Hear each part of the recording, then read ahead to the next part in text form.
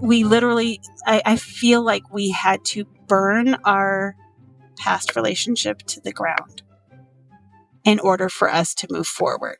And now we're in a space where we're rebuilding our own relationship, and it's different than it was, but it's strong, and it's still got all the history and all of the inside jokes and all of the hobbies in common and the kid in common and all of that. And so we're just working on how do we relate now instead of just throwing the baby out with the bathwater.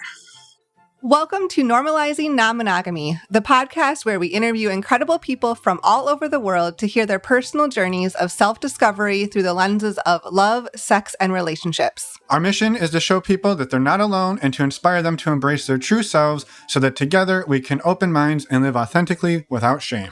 We believe everyone's story is powerful and beautiful, yet it's important to remember that everyone does life a little bit differently and that the views and opinions expressed by our guests do not necessarily reflect our own. Additionally, we aren't doctors. Please consult a medical professional for anything regarding your health that you might learn about on the show. Enjoy!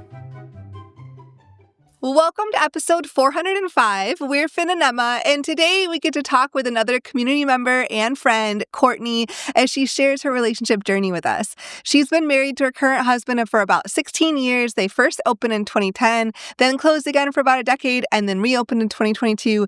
This is an amazing ride, so get ready. Yeah, definitely an incredible ride. There's no shortage of relational adventures that Courtney's been on in her life, and I think we both love how she sort of takes us through the last 35 years or so of her relationship journey in a really vulnerable way. She's navigated multiple marriages and lots of different relationship styles, and she shares a ton of what she's learned along the way about herself and honestly about life through her experiences. So just a fantastic conversation. I also love how much levity Courtney brings to this and her sense of humor. So yes, a wonderful conversation, and we can't wait to share it with you. One quick thing before we do jump into the interview for all of our premium subscribers. Courtney mentions towards the end of the interview her recent work as a real estate agent, and you'll hear her talk about what that work means to her and how she likes to give back through that work. So you will find the links to her work in the show notes. You can go check those out over on our website at normalizingnonmonogamy.com. Click on the podcast tab. We also wanted to note that one of Courtney's partners is Derek, and he was on the podcast last week on episode 404. Please, you can go listen to that. We highly encourage you to listen to that, but you don't need to listen to it before listening to this episode. But we did want to let you know that they're linked. We thought that context might be helpful. Yes. And spoiler alert, next week, we're bringing Derek and Courtney together on the podcast. So listen to this one, then listen to last week, and then we'll see you next week. For anyone who's a premium subscriber, we're going to jump into the interview with Courtney now. And for anyone else, we're going to go through a couple of announcements. First up, if you're not familiar with the premium subscription, it's a way to skip these announcements up front, but don't worry, you still get dates of upcoming events in the outro. To sign up for the premium subscription, go over to our website, normalizingnonmonogamy.com, scroll down the homepage, and you can sign up right there for $4 a month. Next up, we want to tell you all about our community. If you've listened to the podcast before, you've definitely heard us talk about this, so we're going to keep it short. Yes. We have a community of over 300 people from around the world who socialize and support one another every single day. I want to interrupt and say that Courtney and Derek are members. They are members. So these are the types of lovely people you get to hang out with if you're part of our community. We host a community on a platform called Mighty Networks. That's the virtual component, but we also get our community together in person. We have our next in-person retreat coming up October 3rd to the 5th out here in the San Francisco Bay Area. We'd love to have you come and join us. You can find out more about what that retreat looks like and how you can join us over on our website at normalizingnonmonogamy.com under the community tab, where you can, again, you'll learn about this retreat and you'll learn about all of the other incredible things that you get when you're part of our community. We host monthly community calls on Zoom. We also host monthly free workshops and a bunch of other incredible things. So please go check it out. We'd love to have you join us, all for less than $8 a month. Next up, we wanted to remind all of you about our favorite way to get tested for STIs. It is stdcheck.com. This is a service that Finn and I use. We've been using it for years. It is simple and and discreet. You can use the links over on the resources tab of our website, saving you $10, making a 10-panel test only $129. And you get to know your sexual health status, and you get to support the podcast and show in the meantime. So thank you for that. We appreciate you. Yes, thank you so much for anyone who uses those links and for all of those people who have used them in the past as well. And the last thing we want to tell you all about is how to get in touch with us. You can send us an email or send us a voicemail if you have any questions or comments or feedback on the show. But most importantly, the thing we would love for you to reach out to us with is an offer to share your story. This podcast does not exist without people like you, people like Derek and Courtney coming on to share their stories. So we would love to have you come on and share your story. Thank you in advance for your support in helping us create this incredible work. A quick reminder that when you're over on our website checking out the community and checking out the resources like stdcheck.com, you can contact us over on the Contact Us page of our website. Send us a voicemail, send us an email. We named that really well. Yeah. Contact us. Yes. It's hopefully obvious. It should be obvious, but we thought we should say it one more time. And with that, let's go and talk with Courtney. Welcome to the podcast, Courtney. We're excited to have you here today. We've known you for a little bit. You're a community member, and thank you so much for coming on and sharing your story. We're just really excited to dive in and hear even more of your story today. Yeah, I'm really happy to be here. Thanks for asking me. Yeah. To just kick us off, since we know a little bit about you, but most likely not everybody out there does, do you mind introducing yourself for us and for the listeners? Sure. I'm hoping not everyone out there knows about Yeah, wouldn't it? I mean, the internet is a beautiful place these days, right? Right. Right, exactly. Out in the wild. Yeah, okay. So I just celebrated my 50th birthday this year, and I have been poly and open for almost 3 years now. I am married. My husband and I just celebrated 16 years married. We've known each other for 21. That's a whole nother story. I'll get into that later, maybe. And I also have a boyfriend. We are kitchen table-ish, garden party-ish. Kind of depends on who you ask. But he is also local.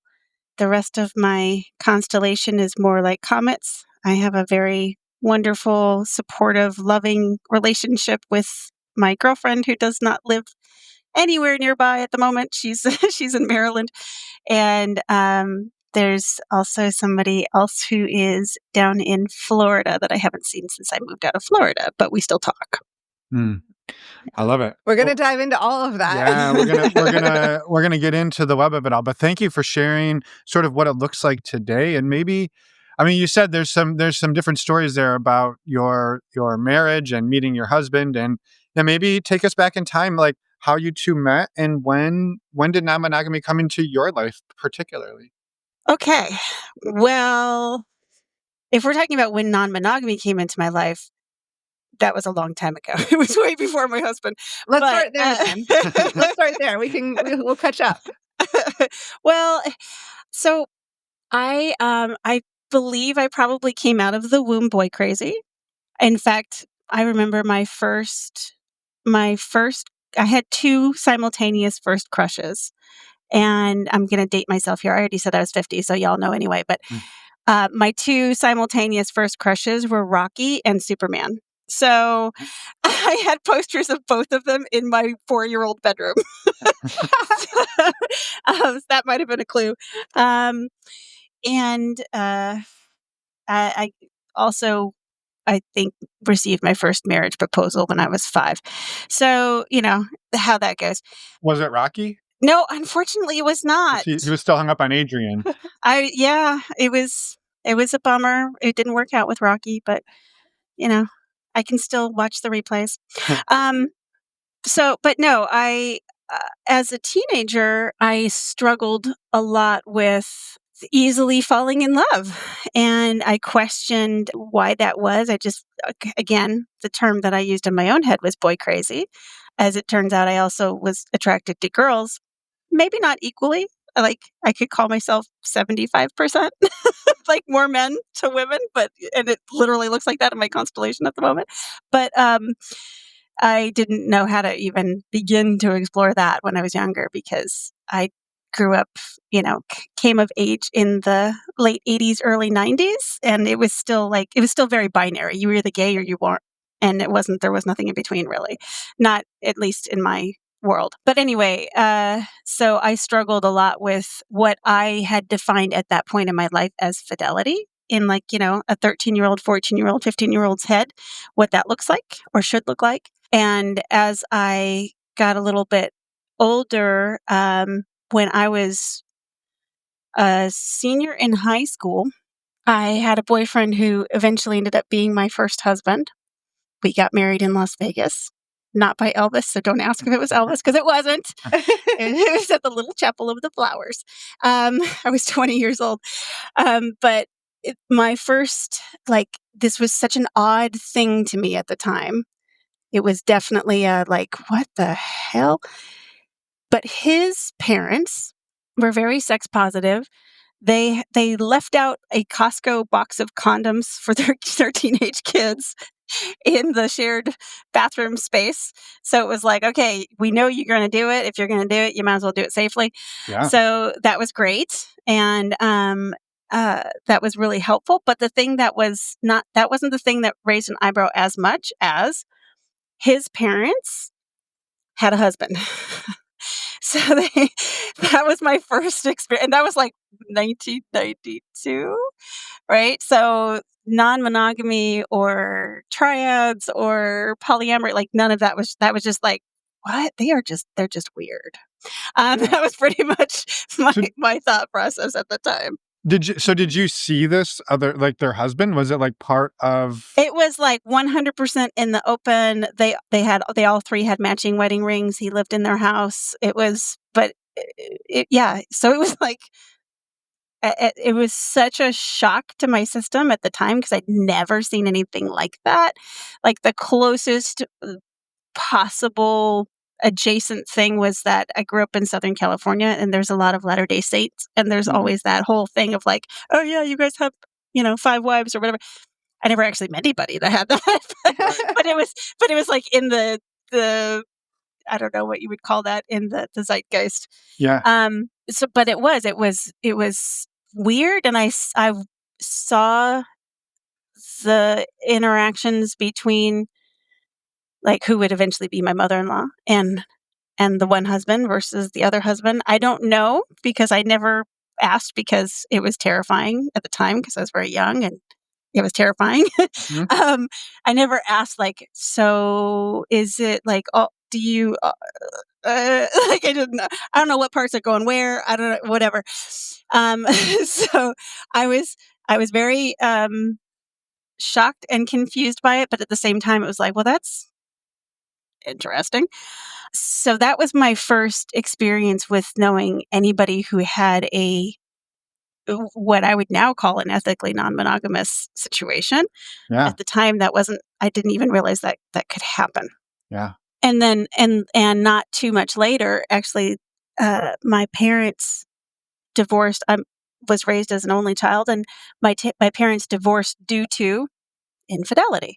So I got kind of set up for as later on when I did end up opening up my current marriage that there was a lot of terror around that because for me that was that absolutely ruined lives and absolutely changed all relationships and it just I hadn't ever seen a successful version of what that looked like when somebody decided that they could love more than one person. So that's that was kind of my first brushes against the concept. Mm-hmm. Did your the boyfriend / husband in high school, coming out of high school, it sounds like his parents, it was mostly successful in the fact that you said they all lived together, they all had wedding rings, so you sort of had this interesting exposure. Working model. A working model, and then the divorce of your own family. I can just, to me, at that early age being what the fuck? the contrast between those. Huge contrast. And the funny thing, well, I don't know that funny is the right word for it, but the interesting thing about the situation was that when that happened and my parents split up and I felt very much set adrift because literally they decided to go to separate corners of the country, and I was like technically an adult, but not really a grown up. Not really a grown up. Your early 20s. Yeah. Exactly.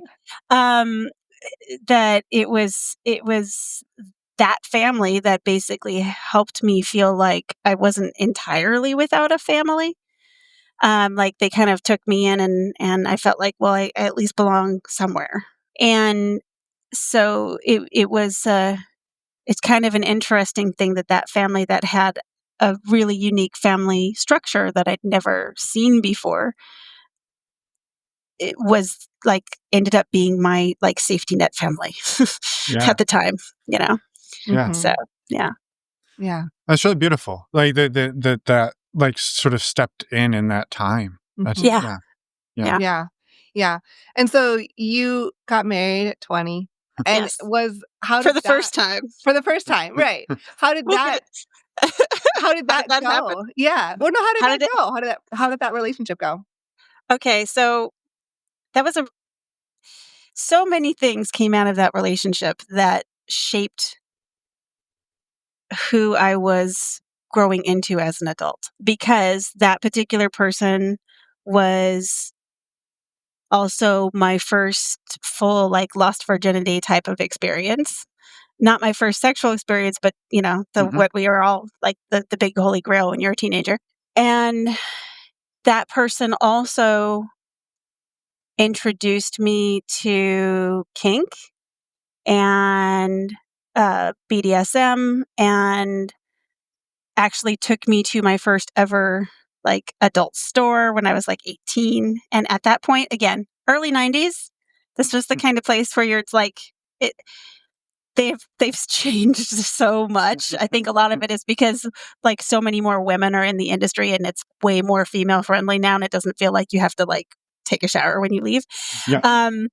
But I bought my first vibrator when I was 17. So that's definitely it was a very liberating experience for me. And just because I have always been very much into being open to new experiences, all kinds of new experiences, but also specifically in this case, sexual experiences. When my boyfriend at the time was like, well, I'd really like it if you dominated me. And I'm like, I don't know how to do that, but I'll give it my best shot, so it became this fun thing. And I tend to be I also, okay, this is how much of a nerd I am. I got my letter in high school in theater. So that was a new thing, like when I was in high school, that they allowed letters for the theater arts. I'm like, yeah, that's a letter I can actually earn, because I was not an athlete. But I got a letterman jacket, damn it. And so like because of that background, like I love the theater, I love performing. I also was in orchestra, like all that kind of stuff. So for me, something like, hey, let's role play. I'm like, yeah, of course, that makes perfect sense to me. Let's have that. That'll be fun. So I learned a lot about how enriching having an open dialogue and like a fantasy life while interacting with a partner could be. Yeah. So that was a really, really interesting experience. But this was, let's see, when did we get married? 1995. Shit, that was 30 years ago. Oh my God. That just dawned on me. This year I'm just realizing how long I've been on the planet. So 1995 we got married. We made it to our 3rd year anniversary. And we didn't get any more anniversaries after that. So that was and there were a lot of reasons for it, but I would say the number one reason was because I was fucking 20, making big adult life changing decisions. And at that time, because I was stuck in that concept of, the traditional monogamous marriage, that felt, oh my God, absolutely claustrophobic for me. I had 2 different one night stands before we'd gotten married, but while we were together that I did end up telling him about afterwards. And I remember having a conversation with him. I was like, God, maybe 19? We got engaged when I was 19. And having this conversation with him about trying other flavors. And he's like, well, what do you mean? I'm like, okay. I'm like the queen of analogies, and I have always been. Like, okay, so if you had vanilla ice cream, right, and that's the only ice cream you've ever had, and it's really great, and then you walk into a store that has 31 flavors, don't you want to try the other flavors? And he's like, I like vanilla. I'm like, no, you're missing the point. So that was, I'm like, okay, but there are other flavors, and we could try that. And are you You can sure you still want like to? vanilla. You can even Yeah, love vanilla. exactly. Yeah. Sure. Yeah, to maybe add some toppings to vanilla even. So, so that was like, even at that age at 19, I was like, because I had earlier, I basically ended up with 2 different longer, in teenage years, which is kind of like dog years, longer term relationships in my teen years and in high school. The other one, the one before my first husband, was I had my first experience with, experiences, I should put an S on that, with feeling like I was falling for somebody else while I was already in a relationship, and not necessarily feeling like I needed to be not in that relationship. Yeah. When I was, I traveled to visit my grandmother, who was out of state, and she lived in the same house for 50 years or something like that. So the next door neighbors had been the next door neighbors that I grew up with. And there was the boy next door, right? That I'd known my entire life, hadn't seen him in a couple years. We'd both gone through puberty since the last time I saw him. And I was like, oh, hey, how you doing? Right. When I went on vacation. But at the same time, I have a boyfriend back home in California. And I really love that boyfriend. But the boy next door is really cute, and he's here, and let's go make out. Which I did. And then same boyfriend later, I had this like wonderful romantic connection with this boy in my high school who was very extremely artistic, very intelligent, very articulate. I just loved his brain. I wasn't particularly attracted to him physically, but I loved his brain. And we had this sort of romantic friendship, but because I wasn't super physically attracted to him, I thought, well, this really can't be a thing. And at the time I had this other boyfriend, but I spent a lot of time and a lot of vulnerable emotional space with this other person. And I remember sitting down and writing a letter. And I think part of it was me, because I tend to be an external processor. Writing also helped me process this information. But I remember writing a letter to, I'm just going to say boy number 2, that I was going through this comparison thing, because I have to pick one, right? Because this is the conditioning. I have to pick one. And if I'm going to pick one, I'm going to pick the one who has already given me orgasms. So, and that's what I did. And I wrote him this whole letter about it. And I still feel some regret around that, looking back, because he was such an interesting person, and I couldn't wrap my head around being able to hold both relationships at the same time. Yeah, well, and that a relationship is more meaningful if sex, orgasms, attraction are there physically, right? That those are some of the things that that's what we're taught. That's what we're shown. Yeah. Yeah. 100%. Yeah. And again, it's that thing that what I was actually just having a conversation the other day about this.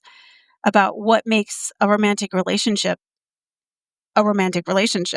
because our culture defines that as somebody you're having sex with. That's like one of the criteria. And then when you get deeper into it, it's like, oh, when you're supposed to be like faithful to that person only, and you're supposed to be absolutely obsessed with that person, and all that kind of and that's what makes it a romantic relationship. It's like, okay, but I don't know, I don't think that that's true. I think you can have romantic relationships without the sex, because to me romance is poetry and sharing vulnerably, and like you can have a romantic relationship with, I don't know, the person at Starbucks who gives you your coffee that you trade poems or something. That to me can be a romantic relationship. Yeah. Mm-hmm. Yeah. Yeah. I love that. I love that distinction, right? Yeah. That romance, even like romance, vulnerability, connection, they're all, sometimes they can be all in one, but they don't have to be, right? Like and sex especially, right? We can have romance without sex. We can have sex without romance, right? Oh, 100%. Yeah. Mm-hmm. Yeah. Mm-hmm. Absolutely. Yeah. Yeah. Yeah. Yeah. So that relationship, that marriage, the first marriage, lasted about just a little over 3 years.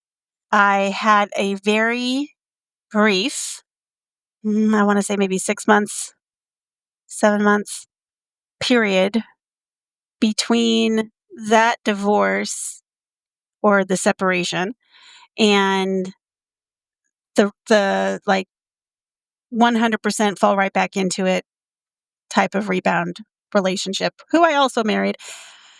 And in that time in between, I had what I in my head lovingly refer to as my like slut time, where I was like, well, I'm single and I'm in my 20s, and at the time I lived in a college town, and it was super easy to find a party and find people who wanted to have sex or get drunk and have sex. And that I did, but very briefly, because I felt like I realize, and I realize this more now, I can, again, hindsight 2020 and all that, that I am definitely a demisexual. I have to feel some version of an emotional connection to feel safe enough to be in the vulnerable space that is sex. Mm-hmm. Sometimes that connection is as easy as 2 hours of conversation. Like that's enough of a connection for me, but just like going into it knowing that this person, like, you could have a bag over your head or whatever. They don't care. They just want the body parts. Yeah. Not so much. Yeah. Yeah. No, I love that. That connection doesn't necessarily equal time, right? You can feel that in a short amount, in hours, or maybe even less than an hour, right? Potentially. It doesn't mean, well, I have to build something over weeks to find Right. to get there. Right. Right. Right. Yeah. Right. Because that's a thing that for me is a little bit like that specific that terminology, right? Being a demisexual, it can look like I can only have, relationships with people who turn me on mentally. Some people might define it a little bit differently than I do. They might say, well, if you can feel connected enough after only 2 hours, maybe you're not a demisexual. Maybe, I don't know. I just know that I need to have some version of witty banter, sparkling conversation, minds meeting minds before I'm like interested in any other body parts meeting. Yeah. Mm-hmm. Mm-hmm. Yeah, I love that. I love that. I mean, that we all get to define what that means, right? And I think that's so great to take that term for yourself and say, hey, sure, if you don't think that works for you in terms, like, if that definition of demisexuality, you don't like it, you don't have to. But right, I know what I need, and I know when I feel good. Right. Yeah, Mm-hmm. I love that. Mm-hmm. Mm-hmm. So you rebounded. You went through your slut phase, your demisexual slut phase, and Right. then rebounded. rebounded into another marriage. Yep. And that one didn't make it to the 3rd anniversary. Oh, goodness gracious. Yeah. that one was like full on, just like, I know where I was emotionally at the time. It's because I felt like a failure at 23, because I'm divorced at 23. And to me, that felt like a failure.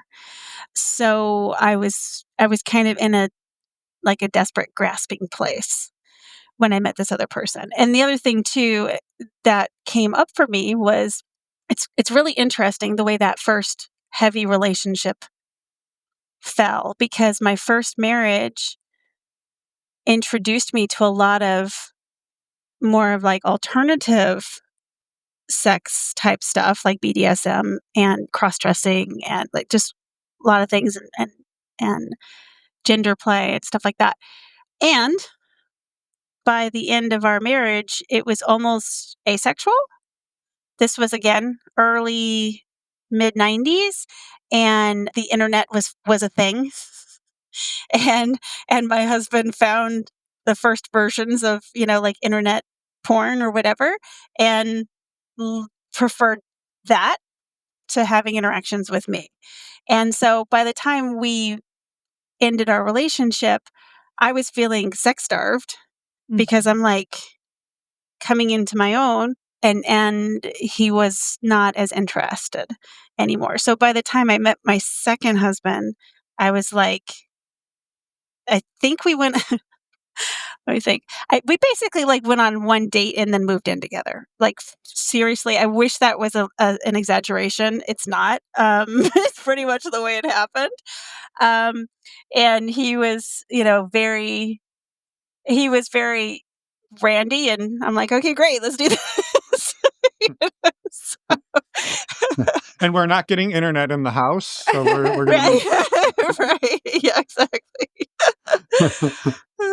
Yeah. Yeah. So that one, I think, honestly, I probably just fell in love with his cock. Let's be real. That's what it was. It happens, and again, Yeah. you're still in your what, early to mid 20s Yeah, at this geez. I point. mean, Like you're a exactly. kid. I should cut myself a little break. I was in my Yeah. 20s, and if I hadn't, like, if no paperwork had been signed in any of this, like, this would all just be oh yeah, everybody goes through 2 or 3 year long relationships in their 20s. Yeah, so did I. I just decided to make it official as I did Yeah. all of that. So yeah, when that relationship ended, and that ended for various reasons, and there was no infidelity. Wait, hold on a second. I just caught myself in a lie. It wasn't exactly, but it was flirting on the line. It was adjacent. And again, it was me like being boy crazy and wanting some attention. And it was online, actually, because that's when chat rooms started really being a thing. And person to person texting was becoming a thing online. And I ended up having this like sort of naughty ongoing conversation with somebody in Australia. So there was like, it wasn't all that threatening because he was totally not going to ever meet me. But I definitely flirted on the edges there of stuff that if my if my husband at the time had found out about it, there would have been, some Yeah. fireworks. Yeah. Yeah. Well, I appreciate you sharing both that one and sort of the experiences you had in your first Yeah. marriage, because I Yeah. think, it just, to me, it highlights the humanness of all of this. Exactly. And Mhm. that we're, especially, again, going back to the game, you're in your early to mid 20s, right? This is the time where most people are dating lots of people, going to parties, doing all sorts of crazy stuff. And so like it's not, to me, it seems like the normal things that we do as kids and as humans, right? You meet somebody, you're interested, you flirt, it's fun, and you just kind of see where it goes. Even like you go to grandma's house and you see the boy next door that grew up, and you're like, whoa, okay, this is different. And so not to say, well, yeah, we should just all cheat on each other, but just giving some context and some grace. And it sounds like for you, there was this constant theme through all of that, that I can be in love with this person and feel these things for somebody else. And I didn't stop loving or wanting to be with the person I was with. Right. Yeah, Mhm. absolutely. I think that's a fair assessment. Yeah. Yeah. Yeah. Yeah. And- So after your second marriage, where did it go from there?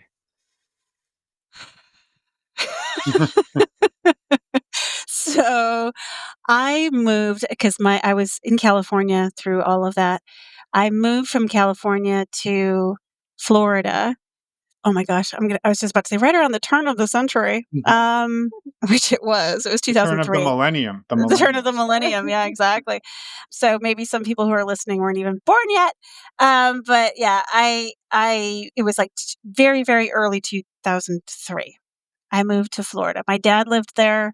My soon-to-be second ex-husband was kind of, I was feeling a bit threatened. He was showing up at places and throwing fits and like causing physical damage. I never got hit or anything like that, but it was getting kind of scary, and I didn't want him to continue to harass like everybody around me.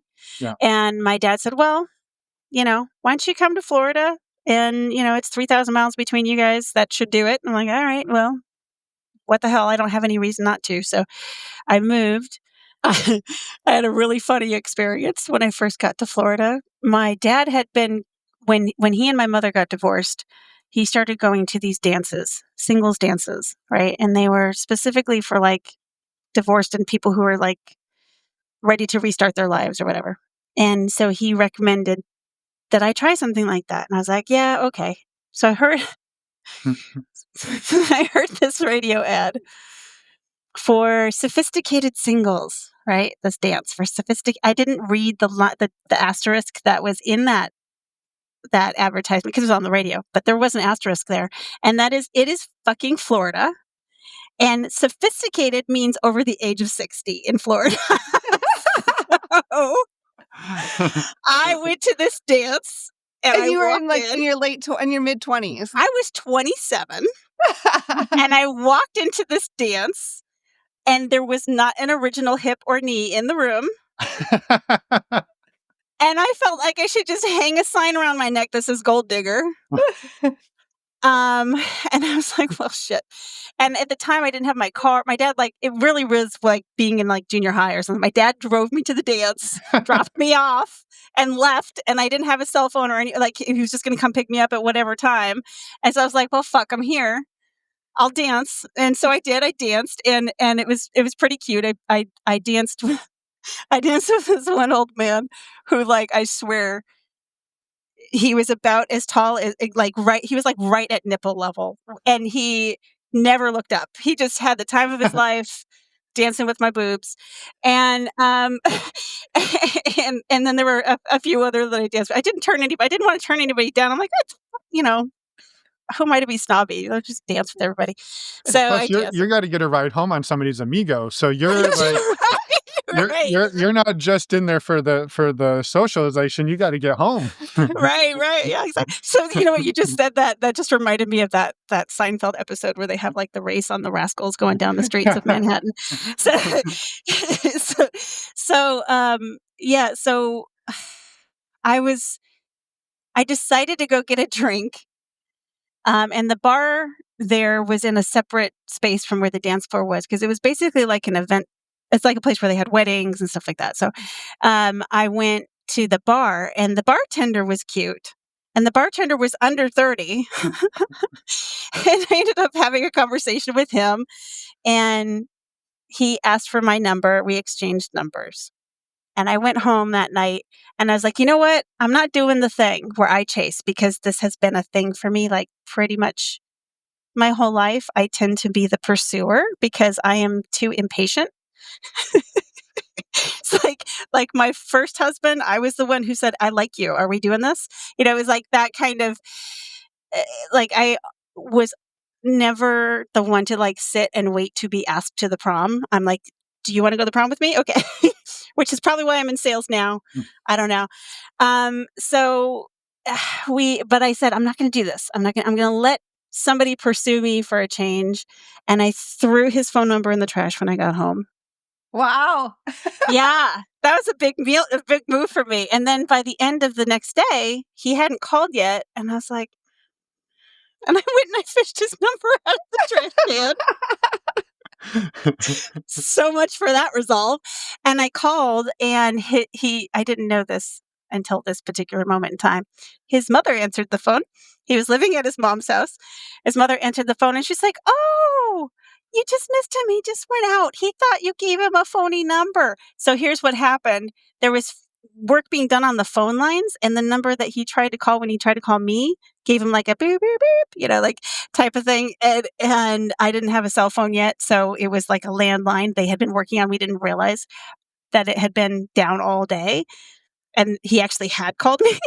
Oh, wow. Oh, no. Damn phone companies. Right? So then we ended up going out on a date. And so this is the funny thing. We're in the car, and I was looking at his CD collection while we're in the car. He asked me if I would go see Chicago, because he says, "Nobody will go with me. Will you go see Chicago?" I said, "Sure." So we went to go see Chicago because this was when the movie was out. And we're on our way to go see Chicago. And I'm looking through his CD collection, and he has Elton John and Judy Garland and George Michael. And I'm like, oh shit, he's gay. He wasn't, as it turns out. But that story is still unfolding. He actually ended up being my third husband. And I had a child with him early on, because what happened was he said, I want to have babies. I want to have them right away. I love babies. Blah, blah, blah, blah, blah, blah. And I was like almost 30, and I was doing the biological clock thing. And I was like, yes, I want a baby too. And we ended up getting married. And I'm going to backtrack a little bit here, because this is kind of funny. He was extremely romantic, huge into like big romantic gestures, which I loved. He was very playful, which I also loved. Unfortunately, he was also immature in a lot of ways. But it was a lot of fun, because the previous relationship I had been in was very heavy and very lots of control issues and stuff like that. So being with this other person that was light and fun and fairly carefree felt amazing. He proposed to me in this really beautiful way, and it was on Christmas morning. It was all the rom-com cliches. And I said yes, but I knew I didn't mean it. And then like a month and a half later, after we got engaged, so Travis, I'll tell you who Travis is for those of you who don't know yet. Travis walked into my office. I was working at a commercial air conditioning office. I was the only female, which is very typical for me. I'm always surrounded by men. So I was the only female. I had heard that they'd hired a new guy. I hadn't met the new guy yet. And the office was set up with this like 90-degree cubicles, and the bathroom was at the back. So you had to walk past the cubicles to get to the bathroom. I had to go to the bathroom. And so I'm walking back that direction, and right at the 90-degree angle, he came this way. I came that way. We almost ran into each other. We stopped just shy of running into each other. It was a very meet cute. And he said, "Hi, I'm the new guy, Travis." I was like, "Oh, hi, new guy. Nice to meet you." And I shook his hand, and I continued on to the bathroom. And the bathroom was like a one-person bathroom. So I was able to go in and shut the door. And then I like braced myself against the door, and I was like, who the fuck was that? And I'm like wearing an engagement ring, and and this person hit me like a fucking thunderbolt. And I was just like, oh, wow. And so there were a lot of reasons why that relationship didn't immediately turn into something that was physical. First of all, I had a diamond on my hand. He was a coworker. As I got to know him more, he was very much sowing his wild oats. And I was like, I don't want to be a notch. And we ended up becoming best friends. He came to my wedding, to my daughter's dad. He was there, danced with me at that wedding, and told me that I looked gorgeous, which I was like, oh, Travis said I look gorgeous. He came to the hospital when my daughter was born. Actually, I threatened him. I said, if you don't show, because it's like my last day, I knew I was going to go home the next day, and he hadn't come to visit me yet. And I'm like, if you don't show up today, we're no longer friends. So he showed up, and he was the only person when I was in the hospital, I was there for 4 days. The only person I dragged my ass out of bed and put makeup on before he got So maybe you were a little into Travis at this little point. bit. Yeah, Yeah. I was very, yeah. I definitely had a thing. And my now ex-husband, third ex-husband, knew that I had a thing. It was super obvious to everybody around us that there was like massive amount of chemistry. And a lot of people thought we were having an affair because we were basically having a romantic friendship. Mm-hmm. We really were. We were very, we would sit down, he would tell me about whoever he was dating. I would translate for him, like, okay, so what she means when she says this is, and we would have those kinds of conversations. And as my third marriage started falling apart, he was witnessing that too. So he saw that relationship all the way from the beginning to the end. And when it ended, he had been playing the bass guitar with a band, like just a fun, like not like they're never going to sell out a stadium, just like it's a bunch of guys playing together, right? And they had been booked for a holiday party. Two of the guys worked at, can't remember, Les Schwab or something like that. And it was the holiday party for the office. And months before this thing was actually happening, he said, "Hey, will you come out to this concert that we're playing? It's my first ever public concert. I'm really nervous. Will you come out and support me?" So yeah, of course I'll come out and support you. So all this stuff unfolds, and I literally filed the paperwork for divorce the day before this concert happened. This concert was, because this is in Florida, you had to like get on a boat to get there. I got there and Travis had gone ahead with the band. And he walked out to the dock to meet me, and I showed him the tan line on my finger. I said, "It's done. I filed yesterday." He's like, "Oh, well, you don't have to think about that right now. It's a party. There's drinks. Relax. There's food. Have fun." I'm like, "Great. Sounds like a plan." So I did. I drank to the point of not quite drunkenness, but definitely less inhibited. and and he rode on the boat back with me, and we were talking on the boat. We were up on the upper deck, and he had his arm on the railing behind me, not like holding me, but just hanging out. And we were talking about something, couldn't tell you what. And I turned back around to say something like to make a point, say something to his face, and he kissed me, which totally took me by surprise. I was 100% like, while the kiss is happening in my head, I'm going, wait a second, I'm awake, right? This is actually happening, because I fantasized about it so much in advance. Like years I've been fantasizing about this guy. And when the kiss ended, he said, "I've been in love with you for a long time, and I can't keep that to myself anymore." And I was like, "Me too." and then that blossomed into like the full scale relationship. I told him when we got together, "I am so done with being married. Like, please don't ever ask me to marry you, because I can't say no." He's like, "Okay, I promise I'll never ask you to marry me." I don't know how to say no. If somebody is on their knees in front of me with a shiny object, I'm going to say yes. So he swore he would never ask me to marry him, and I swore I'd never say yes. And then like a year later, "Hey, I'm going to have benefits at the place where I have a job now, and I could get you and your daughter covered with insurance, but we'd have to be married for that to happen. What do you think?" I was like, okay. We didn't tell anybody about it. We did not get engaged. We went to the UPS store on a Monday morning and got the paperwork notarized. I went to work that night. My daughter was with her dad, so we were kid free that night and everything. It was a Monday. And I worked. We went out that evening to see Wolverine, because Hugh Jackman. And he's like, Just because you're getting married doesn't mean you're not into other guys. I'm not We've dead. already learned. We've I already am learned not that. dead. Come on. If y'all have seen the most recent Wolverine version, I mean, good Lord. So yeah, he's like, "You know that I love you because I'm sharing my wedding night with Hugh Jackman." I'm like, "Yeah, you're the man."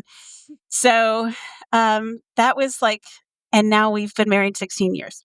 So um, you know, that because we knew each other for 4 years in a really kind of intimate way, we both kind of knew what we were getting into. So it was a very, well, is still, it's gone through a lot of iterations already, but it was a very, like a solid base Yeah. for us to operate from. And very early on, I don't remember how this even became a conversation, but we weren't even, let's see, we got married in 2009, 2010. We had been having some conversations about my curiosities. I have had multiple times throughout my life where I've been, attracted to women. And even I think really when I look at it, to the point of like, I think I was actually in love with my best friend in high school, you know? But I didn't know how to handle that or how to acknowledge that without that, because at the time it was still very binary in my head, right? I'm like, I can't picture myself getting married to a woman and like only being with a woman. Like, no, but I'm attracted. So what do I do with that? So that became the conversation that eventually led us to, he had a lot of sexcapades before me, and one of them was swinging. And he was like, well, we could try that. That might be a good way for you to explore in a safe space with women and not feel like you have to like go out and be a lesbian. I'm like, oh, okay, so let's do this. Again, we are in Florida. I'm going to point this out. So we were the youngest people that were in the room again. It's a very sophisticated crowd. It's a sophisticated crowd. And this is like 2010 timeframe. Exactly. So this is still like polyamory. That word hadn't hit my radar yet. That didn't actually hit my radar until about 2013. But we decided to go to a house party, and it was Halloween, and this was my first experience. And here's the thing that I realize as I look back, and unfortunately this pattern, I'm not sure that this pattern is actually technically broken yet, but I have a pattern, and the pattern is this. And I'm going to date myself again by using a really old reference, but the beginning scene opening, like the cold open of Jaws, right? Where the girl is running towards the water, just flinging her clothing off in every direction. And the boy says, where are you going? She's like, swimming, right? That was me. So I'm like, I had no idea what I was getting into. But I was just like, this sounds like this is going to be amazing. And I was also concerned, well, not concerned. I had the idea that he was going to get more attention than me because I've always been overweight. I had like literally 2 years of my entire adult life where I was not overweight. And so I'm curvy, and I am even now at 50, just now really being okay with that. Like that's whatever, I've been skinny. I was skinny for 2 years. In my skinny phase, I had very, very sad boobs, and I like my boobs. So, and I like when other people like my boobs. So, but at the time I was still very insecure about it because I hadn't gone through that phase of being skinny for 2 years. I hadn't realized that that doesn't actually solve a whole hell of a lot other than you can find more clothes. So I thought when we went into this situation, he was going to get more attention than me. And I was shocked because when we walked into this situation, it was like, oh my God, this is just like throw me to the fucking wolves. Just like, like all these men at me because I'm the fresh meat that walked into the room, right? And not only am I younger than any other woman in the room, I'm also new. Nobody has seen me before, so I'm very shiny. I did not anticipate that. And there was a lot of attention that I did not enjoy receiving. And so we did the swinger thing for a short period, and that was completely unprepared. We did not do anything to like therapy or reading books or like anything to prepare for what we were going to experience. And we did experience a lot of jealousy and it just was very disruptive in our own relationship. So we ended up kind of letting that go by the wayside. And we were essentially monogamous for a decade, a little bit more than that. And in 2022, it was his turn after years of us, speaking fantasies out loud to each other, to say, I'm kind of curious about men. And I was like, okay. I'm a little bit, well, not a little bit, I'm very voyeuristic. So I'm like, I'd like to see that. and, and, and then it became, okay, well, what do we do? And it had been, a long time since we had sought anything out. And then we discovered Field, and we were scrolling through Field, and we were like, came across all these acronyms that were like, what the hell is that? What's E&M? What's, I never heard of it. What the hell? And we ended up doing Google diving onto these different terms and everything. And we're like, oh, huh. Oh, and we kind of dove in again head first without checking to see if there was any water in the pool. And and it became very, once again, clear very quickly that I would have a lot of attention I didn't particularly want, and he barely got any. And then that became a source of tension between us as we opened everything up and decided, well, what we ultimately want is like a kitchen table polyamory. And we would love it if we could find another couple where all four of us click and all four of us can play with everything. And wouldn't that be fun? And we went through a period there where I saw a man a couple of times, same guy a couple of times. He was dating this woman, and we just were not prepared for the emotional fallout of it. And so we ended up kind of calling it a pause. I started therapy. Eventually, I dragged him into it as well. And we were reading I was reading all the books, giving him synopsis of all of the books, and found your podcast, which was incredibly helpful. We still use terminology that we heard early on when we were listening. There was, I don't know what episode number it was, but I know what the person saying it, his name was Julian, was talking about roller coasters and rakes. And we still use that. We use rakes all the time. We're like, yep, I stepped on a rake. That was really helpful to hear those stories and start to be able to form vocabulary around what we were going through. And it was really, really hard. We called a pause, and then we ended up saying, okay, well, we both feel better when we do things together. So we went out and we ended up dating this man together as sort of a triad for about 5 months.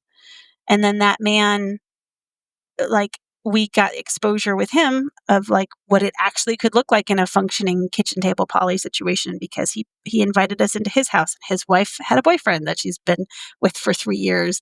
And, and he had several comments and stuff like this. And he invited us over, and we met his wife, who was adorable and charming and very welcoming. And it was like, wow, this is it's not just a fairy tale. It actually can happen. But then he ended up falling in love with somebody that he was crazy in NRE with. And we weren't as shiny anymore. And then that kind of fell apart. And I had the opportunity in the meantime to date a woman separately. And I am still in a relationship with that woman. She's just an amazing person. And I remember being on our first date together and wow, she is a goddess. and that was a very healing experience for me early on too, because she's not skinny. She has curves, and I think she's beautiful. And I'm like, oh, and I have curves. I guess perhaps I'm beautiful too, it's shocking how healing that was for me in my own body and everything. And I don't want to get too deep into the most recent stories, because I know we have a to be continued coming up. But I met through this community. I met my boyfriend, Derek, and about almost a year ago, almost to the day. So it was on May 31st that we moved up here to Asheville. So I'm in Asheville now. And so is Derek and his family. And it's been, there's a lot to that story, and I'm not even going to get into that right now, but I'll just say that at this point, I have been able to have the experience of living with somebody who I've known for a really long time, who I can often use scripts with, and also be in heavy NRE with somebody else who I have a steady relationship with. Like today is Tuesday. We have our standing date Tuesday nights. Like we overnight on Tuesday night pretty much every week. And I get to see him a lot, and our kids spend time together, and the kids know all the parents, and it's really it's been an interesting situation, and it has not been smooth, and we literally went through a hurricane together, etc. So like all families, but we'll talk about that another time. Yeah. So, yeah. But now I would say, like, where I am, like, I'm so late to the game on this, y'all. We opened up almost 3 years ago, and I'm just now reading The Ethical Slut. I know, I'm so behind on my reading. I read Polywise, I read Polysecure, I read It Takes, or More Than Two. Like, there was a lot of. You're not behind then. I'm not It's okay. behind. You can do it in any order. Yeah. Right? But I know, like, We'll help it's you here, required Courtney. reading. I hear you. Well, we're going to out ourselves, and we'll bail you out here, because this episode is going to come out after our episode 400. So at this point, everybody now knows that episode 400 was with Dossie Easton. Yeah. And we had not read The Ethical Slut up until about a week before. We were both trying to finish it because we had tried a few times. Before we interviewed her. And there were, as we look back now, there were reasons where, like, we had been doing non-monogamy for a really long time. And there was just different things going on for both of us that we were really struggling to get through it. But this time when we found it, it was like the right time to find it. Mm-hmm. And it really was a helpful book. So for so long, we would, every time people would be like, oh yeah, we read The Ethical Slut, we're like, oh, fantastic book, blah, blah, blah. And then every time we look at each other like, yeah, we've only read part of it. We've read the first few chapters like 6 times trying to get through it. And so, yeah, so you're not behind. You're just finding it at your own speed.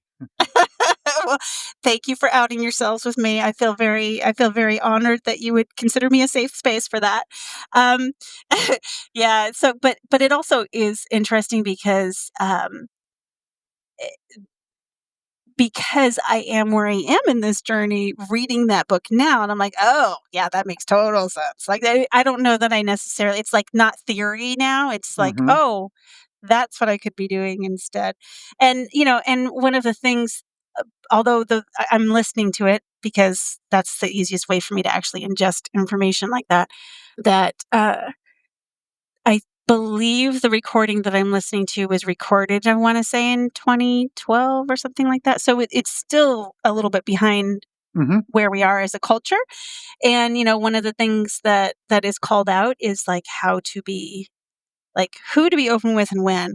And that's something that I have struggled with. I struggled with it when we were in Florida. I struggled with it less once we moved here, which was part of the thing for moving here, because this particular area is very, like, there are rainbow flags everywhere. It's very rainbow friendly. And I've been able to take my 9-year-old to several, like, pride things, which, oh my God, I had the most beautiful moment with him at a pride festival last year, where there was somebody walking around with butterfly rings. There were people walking around with, like, dog leather masks and it's like all kinds of out of the box, right? And he was looking around, and he wanted to wear a dress. He likes to wear dresses, and he'll do that sometimes in public. And I'm not discouraging it. And I said, what do you think about this, buddy? And he's like, it's so great that there is a place where people can just be themselves. And I'm like, yes, that's the point. I love that. And that was part of the, motive for moving here, because we were in a very not friendly to that place, to be honest, where we lived before. And I've changed careers since we moved, and I have struggled like just internally and sometimes externally with people who would listen about how open do I need to be, like, in my public facing self, because I am now in real estate and I have to, like, put myself out there like crazy for people to know I exist so that I can help them with their, transactions. And I started out at a different firm when I first got my license, and realized shortly into it, like, a month into it, because about a month in was Thanksgiving, and they had this big Thanksgiving buffet, and it was very sweet, and I loved the idea of it. And they said, "Oh, hey, so-and-so, will you bless the meal for us?" And she went through this whole thing, "In Jesus' name, amen." I'm like, "Oh, shit, I'm going to light on fire any second now."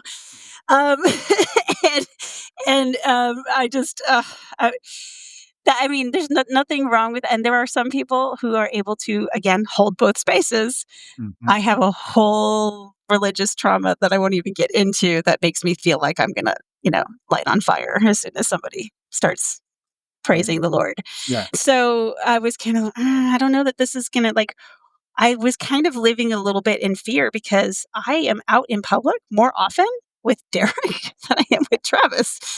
And somebody's going to see us eventually because I have bright red hair and I'm very obvious, and people remember me because I have bright red hair. And like somebody's going to run into us sooner or later and it's going to be a thing. And I ended up also like I was already kind of thinking about changing firms. And the place that I have moved to, I wish I could show you the front door, but there is a little rainbow flag sticker on the front door that says safe space that I saw before I went in to like interview the place. And I was like, that's a good sign. It was really funny though, because I was talking to two of the people who I was interviewing with about it. I said, "So tell me about the rainbow sticker on the front door." And they had this moment where they kind of looked at each other like, "Is this a good thing or a bad thing that she saw that?" Like they weren't sure if it was a good thing that there was a rainbow flag on the door. And I was like, no. I have a unique family structure, and I am 50 and I'm out of fucks, and I don't want to have to feel like I have to be weird about my family structure. They're like, "Well, I bet you if you talk about it, some other people here might have something similar." I'm like, maybe, probably not. Probably not, but maybe. So, yeah. But at any rate, I am slowly getting more comfortable with just like owning that this is my life, and these are the people that are important to me, and why do I have to hide that?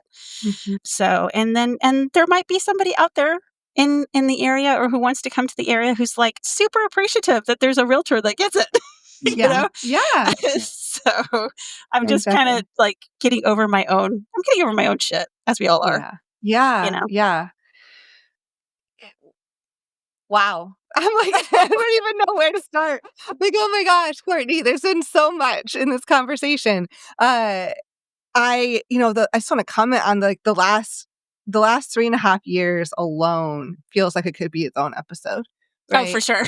Like, like I'm sure there's just so much there, and it sounds like it has been extremely difficult at times and also rewarding at times. And you and Travis have been figuring this out together along the way, and just navigating the bumps is impressive and also challenging.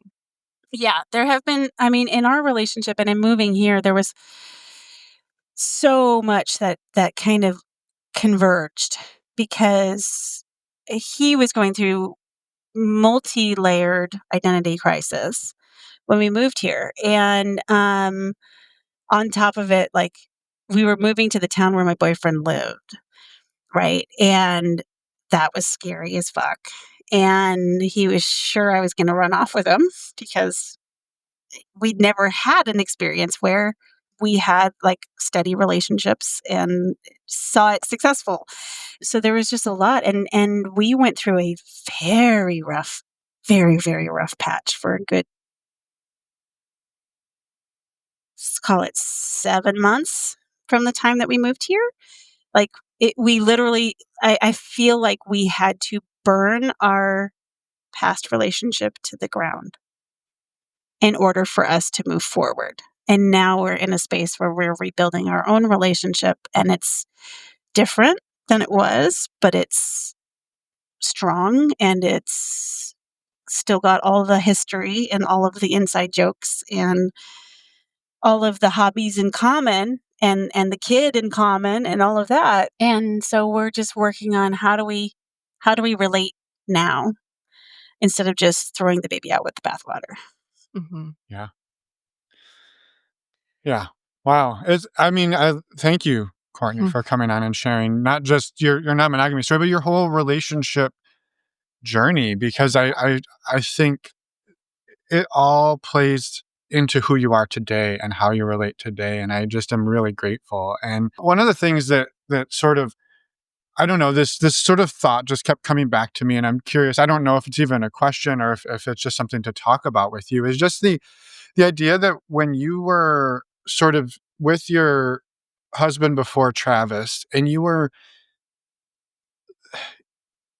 going through this again, an experience where you were in love with multiple people. You were in sort of relationships with multiple people. One was a romantic friendship, and one was a marriage. But also, right, Travis was doing sort of the same thing, right? He was in effect polyamorous at that point. He's in love with his best friend who is married. Yeah. And so he's getting, to me, what is one of the hardest things for people to wrap their mind around is, how do I love and support somebody that loves and that's in love with somebody else? Like, how do I do this? And it's like you both had a lot of practice doing that before you came together to do it together, I guess, if that makes sense. Yeah, and that's a really good point. And and a detail when you just said that I left out of that story was that he was living with someone when that happened too. And in a long-term relationship, and that ultimately I think maybe he like passive aggressively left some information like out where she found it. Like, instead of actually telling her, I'm in love with somebody and I kind of don't want to do this anymore. Yeah, she found something, and like he was able to let her Yeah. chew on him instead. Right. So, yeah, but yeah, it was like we both had, other partners while Being in love. being in love. Yeah. Yeah. How do you feel it translated to the when you started to open up maybe more, maybe outside of the swinging, or even with the swinging, when you're like, you have these experiences of being in love with each other and watching each other in other partnerships. How do you feel it translated?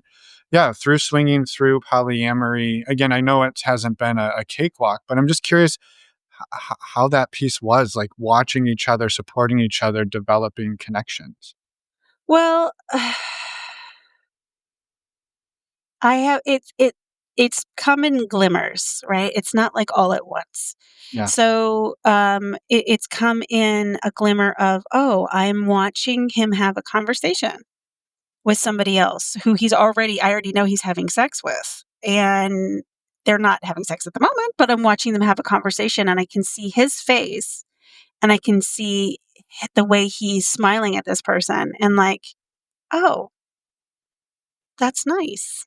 Like, it's nice that he's in that headspace right now while he's talking to this person, and I'm witnessing it. I can't hear what they're saying. They're outside the sliding glass door, right? But I can see that he's enjoying the conversation that he's having, and I like that. He's enjoying this conversation, right? So, but a lot of times for me, and we could go into a whole nother episode if I start going down this other rabbit hole, but like I have some, sexual and relationship trauma in my past where I felt made other, like I am the dirty secret that didn't feel amazing, guys, because I can't be allowed to be the real partner. I'm allowed to be the partner on the side. So there was a lot of work for me to do around that, and accepting that, like, just because he is currently experiencing and enjoying the company of this person doesn't mean that I'm less important, or that I'm a dirty secret, or, that I'm just like a toy to be picked up and played with and put back down. Mm-hmm. So, yeah. Yeah. Yeah. That's huge to be able to reframe that for yourself. Yeah, for sure. Yeah. Well, Yeah. thank you. Thank you for sharing. And for sharing your whole journey with us in just a really vulnerable way. Like, I've loved this conversation. Yeah, me too. Oh, thank you.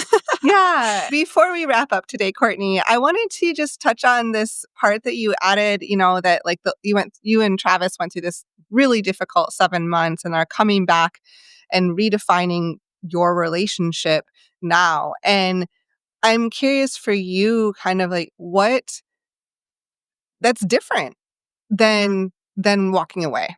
It is. Yeah. And I'm curious how that has been for you. And I know this is probably a question that could be a very long answer, but I wanted to make sure to touch on that because it's a big shift, it sounds like. It was a massive shift. It was, there was grieving. I definitely, both of us, I can't 100% say what his experience was, just what he's expressed to me. I know what my experience was. My experience was I like really went through a big grieving process. I had to let go of the idea that, it was just this one person that I was in love with and who was in love with me, and the specialness of that, and the identity that I gained from being this person in particular, being special to this person, because I felt for years like he was out of my league. And so feeling like I was like he chose me, like of all the people, when he could have his pick of the litter, I'm the pick of the litter, oh, and like that's not true anymore.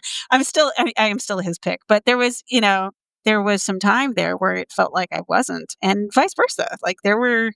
I definitely also went through periods of like, just stay the fuck away from me. When we moved here, we bought a house that has 2 primary bedrooms. We each have a bedroom on the opposite end of the house from each other, which is great. And I have not had my own space and my own room in decades. So having my own room to me is like incredibly freeing, that I get to decorate however I want, and it's my space and I can retreat to it when I need to. I love that. And there was a whole identity wrapped up around our bed, our bedroom, our space. And so I really had to just like, sometimes I just had to just hurt. That's all I could do was just hurt. I just had to feel hurt. And that's not fun. And it's really, really tempting to numb out with NRE, with somebody else, or with alcohol. Asheville is fantastically famous for really good beer. Like you can get a lot of good beer here. Or drugs, or or just mindless TV, or like there are so many ways, apps, that you can use to like numb yourself out. And I did some of that stuff early on. Not the drugs so much, but definitely seeking out attention from other people, as a way to distract myself from hurting. And then, but looking at that now, I realize also that was really hurtful to those other people.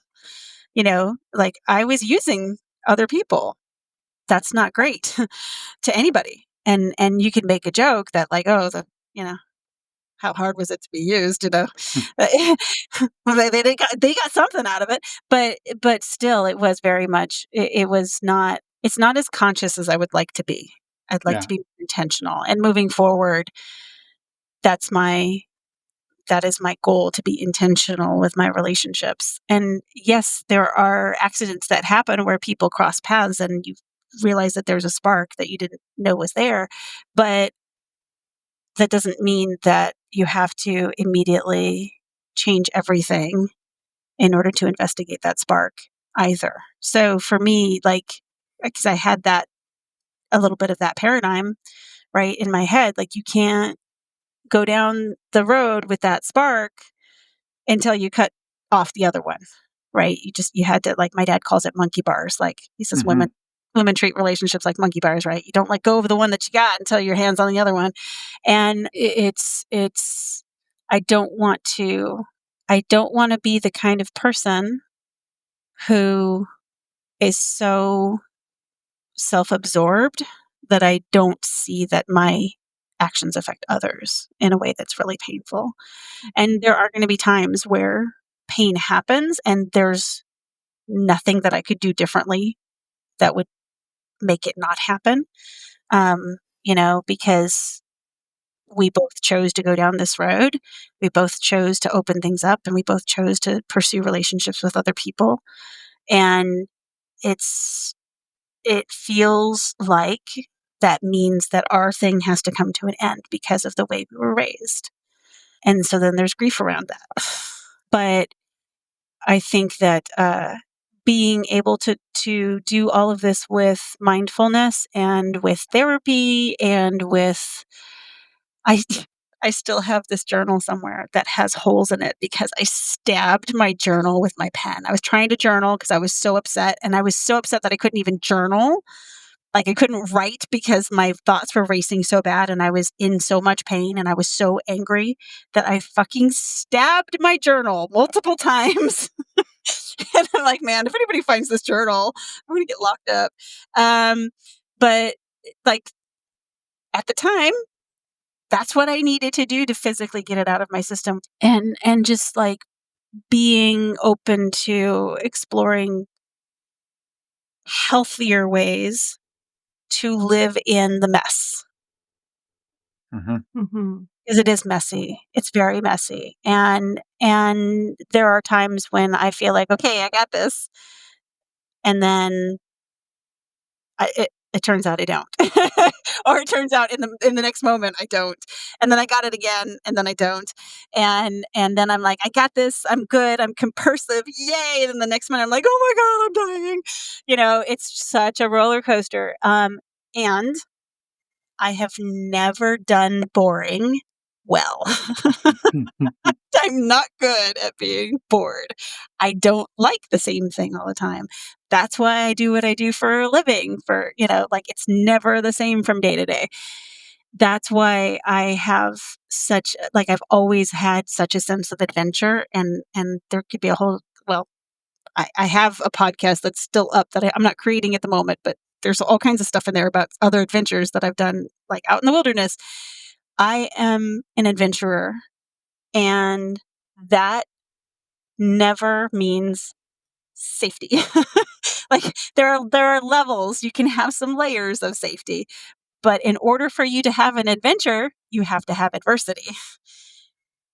So I have had a lot of adversity because I am willing to go into the unknown and go into the pain and go into who knows what for the sake of exploration and finding, like, oh my God, look at this amazing thing on the other side of that. Yeah. Yeah. Thank you for sharing. That's beautiful and incredibly challenging at the same time. But like you said, you're choosing to do that because that's what you want to do. That's what works for you. And that's what you're like, I'm going to find healthier ways to do this. Yeah. Yeah. And I had plenty of times when I was not doing healthy. I was very, one way or another, I was inflicting pain on Travis as we were going through this, because either it was by my complete withdrawal and like freezing entirely, or I literally wanted to kick him in the balls. I never did. I never actually did it, but man, I was close. But it's also, in this process, I have been able to do a lot of healing around stuff that had nothing to do with Travis. Yeah. Stuff that happened decades ago. Mm-hmm. that I thought I had processed, but until this thing happened, and that 9-year-old little girl inside of me was able to say, hey, I've been in here crying for a really long time. And I was able to acknowledge and nurture that part of me. Like, that healing couldn't have happened. I might have gone to my grave with that pain if we had done this. Mm-hmm. Yeah. Well, and I love that you said that too. And I also, there was a few times where you said in there where I inflicted pain, or I was causing pain, or I wish I could do this in a way that didn't cause that pain. And also sometimes you're like, and sometimes I just have to sit and watch somebody hurt or hurt myself. And I think that has been a big, I would say, just for myself, is sort of getting to a place of understanding that, yes, there are times where we hurt people and we could have done something different. But there are also times where people are hurting, not because we did anything wrong and not because we should have done it different, but because they're going through their own process, like you just described, of some part of them that is just hurt before you got there, before you showed up on the scene, and you're reactivating that in some way, not because you did it wrong, but because it's just hard. Yeah. And that's part of the process sometimes. Not Yeah. not to make other people's hurt go away, because sometimes that experience is what is needed. Yeah. And it's so easy for me anyway, I love to people please. I love to fix. I have been in customer service like my entire adult life, and sales is customer service if you're doing it right. and so like I want to say, well, have you tried doing these things, instead? Or do you remember when we had this conversation and we already said this was okay? That doesn't actually help. Nope. FYI, if you're in the middle of a fight and you're like, yeah, but you remember when you agreed to blah, blah, blah, it's not going to, you're stop. Abort mission. You are really going to do a lot of damage when you go down that road. But you said, no, that doesn't matter. When somebody's in that place where they're really, really hurting, like you're not going to logic them out of hurting. They're just hurting. No. And Sometimes I've been you on just both have sides of that. Yeah. Sometimes they just got to turn it off and turn it back on. That's how you fix everything in customer Of course. support. You power down and then you wait 5 minutes and turn it back on. And if that didn't work, next time wait 10 minutes. Maybe you just need a new operating system. Have you downloaded the newest operating system? Yeah. Have you updated all your apps? Exactly. Yeah. I'm so glad we got to talk today, Courtney. Yes. And I know we're talking to you and Derek. And so people listening learned this last week when we talked to Derek, that next week will be the two of you, but we're excited to have you back. And it sounds like there's even some fertile ground for even a part 2 of Courtney's, that there's a lot there. So if you're ever interested. I'm open to it. Yeah. We've learned that about you. If we need to, we'll get down on a knee with a shiny object and propose some way to get you back on. So nice. This was really lovely. So thank you. Before we let you go, is there anything else that you wanted to share? Oh God. So many things, but yeah, like a shameless plug for myself maybe is I am,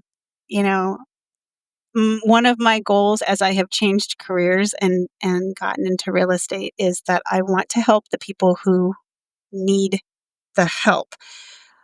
I'm not going to kick a luxury listing out of bed for eating crackers. Don't get me wrong. I'll sell $1 million house, but I really love helping people who have never done this before. I love being a guide or somebody maybe to help a veteran. I am a daughter of a veteran. I'm the wife of a veteran. I have a soft spot there. And so for me, just being able to kind of intertwine the vulnerability, the personal work that I have done with being able to help somebody go through a process that is just as scary as opening a marriage, right? Because really, when you're buying a house, it's scary, especially if you've never done it. Yeah. That if there's somebody who is listening who wants a realtor who gets it, that'd be me. Wonderful. Well, can we and are we able to put your contact info in the show notes or wait for people to reach you? Absolutely. Awesome. So they will be there. And and if you're a polycule looking to buy a compound. I'm going to make that one of my specialties. I swear to God. I'm going to be the poly compound realtor. Excellent.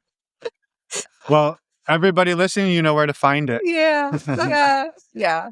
Amazing. Well, thank you, Courtney, for coming on. And we're just excited to share your story and to hear you and Derek's story in a couple of days. So. Yeah, thank you so much. Yeah. Thank you. I really appreciate it. And you guys have done so much just by doing this and being curious and asking questions and having these conversations.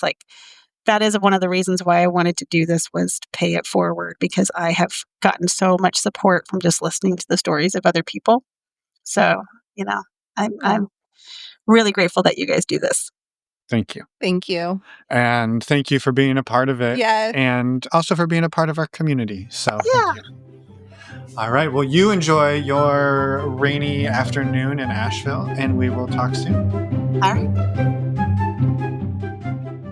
And we're back. Thank you, Courtney, for such a vulnerable episode and amazing story. We had so much fun talking with you and are excited to get this story out there. Yes, thank you from my side as well. Always love to laugh together. Always enjoy your relational adventures. So thank you for sharing them with us and the world and the community. So yeah. Yes. And a quick reminder that you can go and find links to Courtney's work over in the podcast show notes. And you can find links to join the community so you can hang out with people like Courtney and Derek from last week all the time. Yes. Well, not all the time, but a lot of the time. A lot of the time. A lot of the time. A quick reminder that our next in-person community retreat is coming up October 3rd to the 5th. Mark your calendars, come buy your tickets, and come join us. We would love to have you join us. You can find out more information on the community tab of our website. And with that, next week, we have another interview for you. And this one, surprise, surprise, is going to be with Courtney and Derek together. It's an amazing episode. So come back in 1 week and listen. It's Courtney and Derek, a love story. It is. All right. We'll see you all in a week. Bye, everyone. Thanks for listening.